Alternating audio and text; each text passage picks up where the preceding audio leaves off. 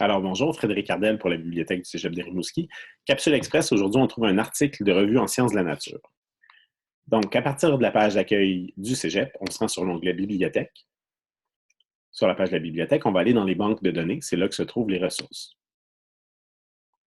Donc il y a différentes banques de données en sciences de la nature.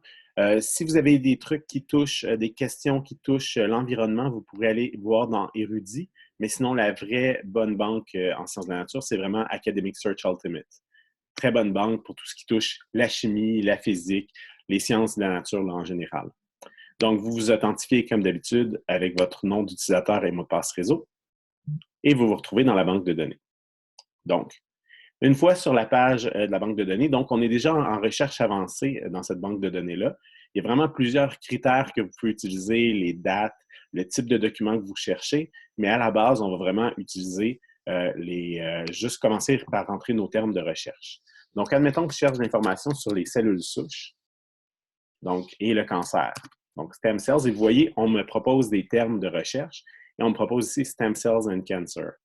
Donc, je clique là-dessus. Évidemment, notre recherche va se faire en anglais. Le contenu de la banque de données est en anglais en soi. Et donc, normalement, en sciences de la nature, vous devriez être assez à l'aise pour utiliser une recherche en anglais et lire les articles que ça va vous donner. On lance la recherche.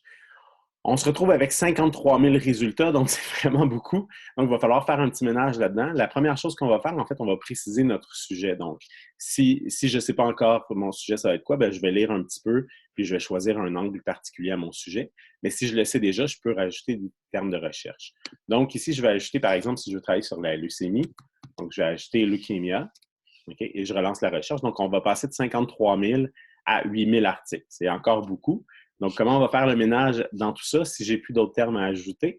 Bien, je vais utiliser les critères justement ici sur le côté des différentes facettes, les différentes façons de trier mes résultats.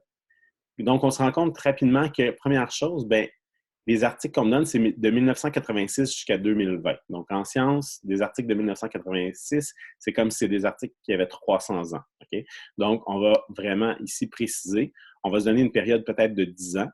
Donc, on va aller de 2010, et c'est beaucoup même, de 2010 à 2020.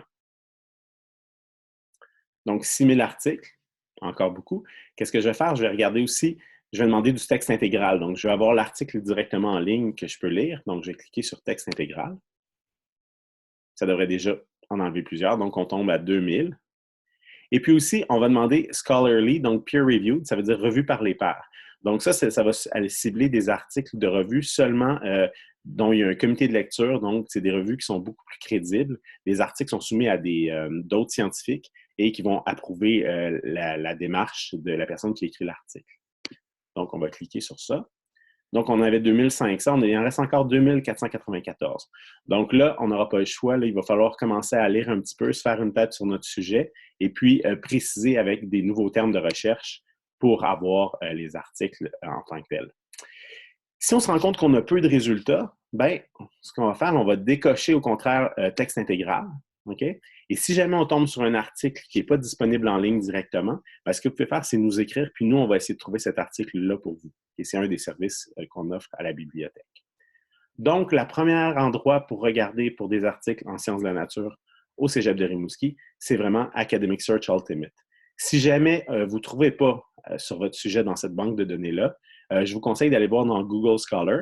Google Scholar va faire l'objet d'une autre capsule que je vais faire très bientôt. Merci beaucoup. Au revoir.